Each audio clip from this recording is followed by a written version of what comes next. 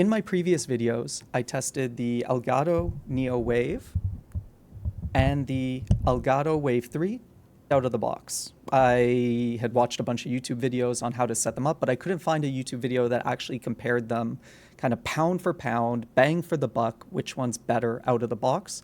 What you're listening to right now is the Elgato Neo Wave. It is on a stand on my desk at a comfortable distance from me and my chair.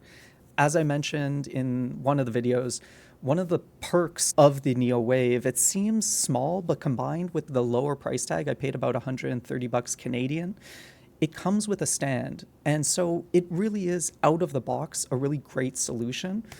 I know a lot of videos talk about obviously getting a stand or an arm, and then Elgato Wave link software and OBS, which I'm now using. Software stuff, fine. We'll talk about that a little later. And it's been complicated getting to work like plug and play in Zoom and Meets and Descript and OBS and Wavelink. And it's actually been complicated to set up, and I really want something that I can use anywhere. So that's why, off the top of my head, bang for the buck, 130 bucks sounds pretty good. Right now in OBS, I will say that the input gain is maxed out and levels are showing at about between -35 and -25. So that's a little bit concerning because we're not really in that nice -6 to -20 range. I think once we apply some effects, it'll be okay. But I worry that the input stream is not perfect. So we're going to do a test to check that out, especially because we're in a co-working space. There's one person in an office back there,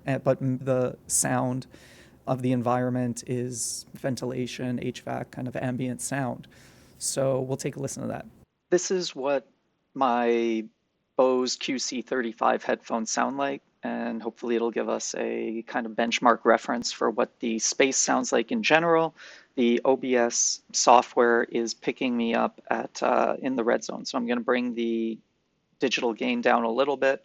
Shouldn't be any clipping now. So now we're in the yellow zone between -8 and -20, even as my voice goes up and down. This is what the room sounds like without either the Neo Wave or the Elgato Wave 3 microphone.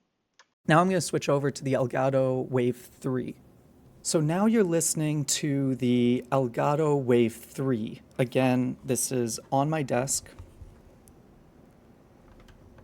It's at a comfortable distance from my body. I want my setup to be just generally comfortable, whether I'm here at my desk or at a festival interviewing someone. The fact that it doesn't come with a stand that already raises it up actually is a substantial problem for it just being plug and play out of the box. I got it on sale for $180, I think. $40 more than the Neo Wave, which is about 33% more cost. If I have to buy a stand, which I did order, and I'm going to experiment with that to see if it's worth it, but it's a substantial upgrade. I feel like a lot of the videos I watched on YouTube are comparing them mic alone, but that's not actually the full out-of-the-box solution.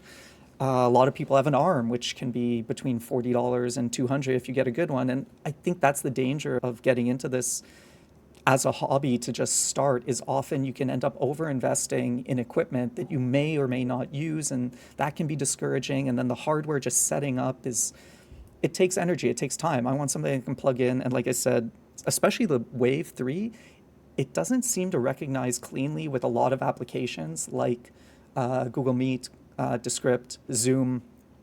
It seems like it is designed where you have to go through something like Wavelink or OBS, and then you have to set up these settings with recognizing Streamwave as an output.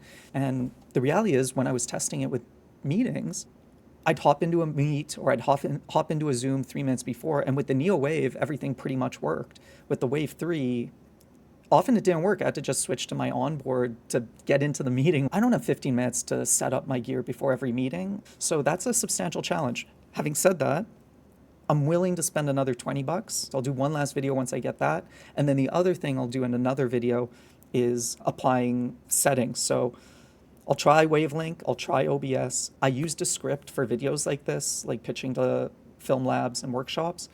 So I'm really hoping that ultimately Descript will be the easy solution for me to plug and play. But this video is, again, out of the box.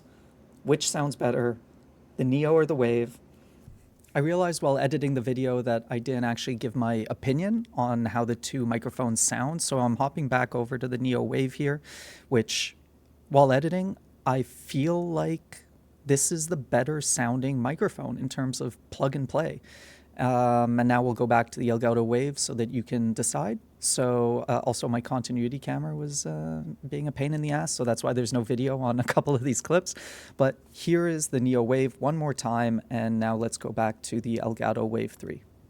What's nice about the Wave 3 is that there's a hardware knob to adjust the gain on the microphone, and right now it's at about 40% gain, and then it's going into OBS, and it looks like our levels are keeping cleanly between -20 and -8. I don't have the clipping avoidance, which is in the Wave Link app. But the other thing I love about Descript is the studio sound. It's just such an amazing tool. One click and it cleans up my audio. So I'm going to run both of these through Descript Studio Sound, and we'll see how they sound with that one click cleanup solution.